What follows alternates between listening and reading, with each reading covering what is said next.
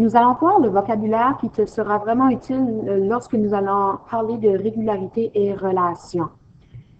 Qu'est-ce que ça veut dire une régularité? Une régularité, c'est un phénomène uniforme, un patron, des éléments qui se répètent dans une suite. Comme par exemple, ici, nous avons la suite numérique 100, 200, 300. La régularité est que chaque terme est 100 de plus que le terme précédent. Ça veut dire 100 de plus que celui qui vient avant. Alors, ici, la régularité est plus 100 dans cette suite-ci. 100 plus 100, ça fait 200. 200 plus 100, ça fait 300. Fontaine numéro 2, qu'est-ce qu'une suite? C'est un ensemble d'objets, ça peut être des nombres, des figures, des solides, disposés selon un certain ordre. Comme par exemple, ici, on voit très bien étoile, étoile, cœur, étoile, étoile, cœur, étoile, étoile. Ça, c'est une suite. Fontaine numéro 3, qu'est-ce qu'un terme? C'est chacun des éléments d'une suite. Comme par exemple, ici, on a une suite numérique, 3, 6, 9, 12, et puis elle continue. Mais tous ces chiffres-là sont des termes dans ta suite. On peut aussi avoir une suite à motifs, comme ici, étoile, triangle, carré, cœur. Étoile, triangle, carré, puis là, on pourrait continuer.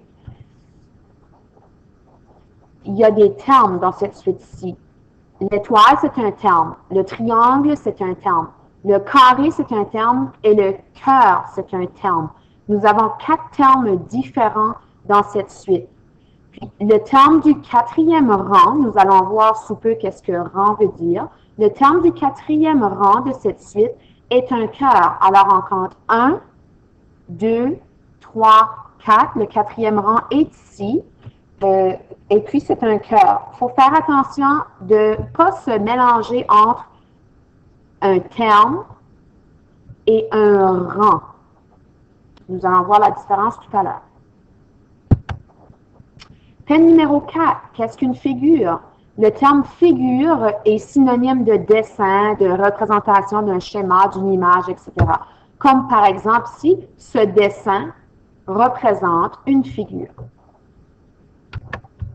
Thème numéro 5. Qu'est-ce qu'un rang? Un rang, c'est la position d'un terme dans une suite. Alors, rappelle-toi qu'une suite est composée de termes.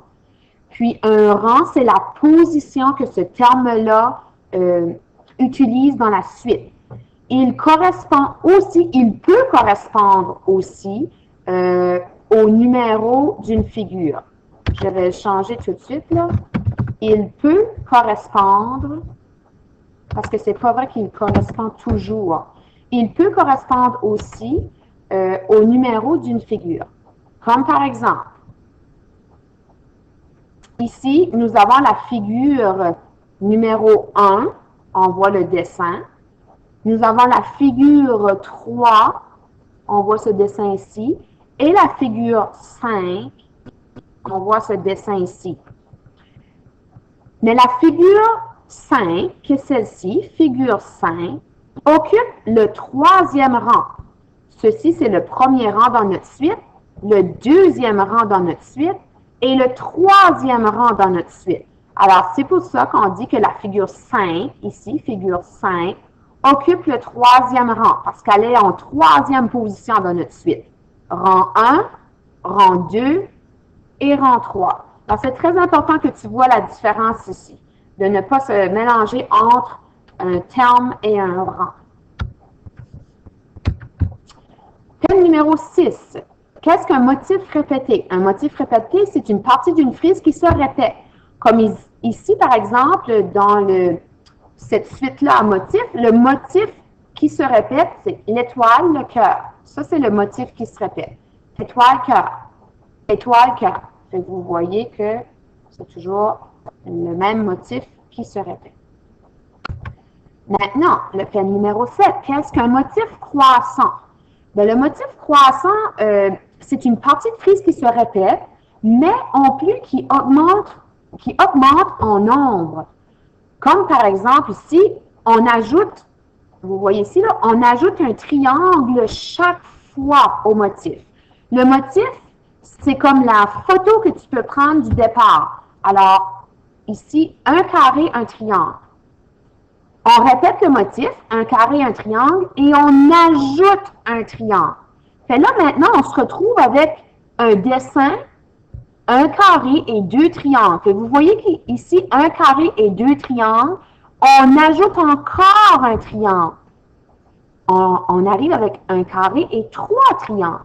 Maintenant, ici, un carré et nos trois triangles. Là, on ajoute encore un triangle. Fait vous voyez que le motif, ici, carré, triangle, chaque fois, à chaque rang, il augmente. Ici, il augmente de 1, ici, il augmente de 2, ici, il augmente de 3 triangles.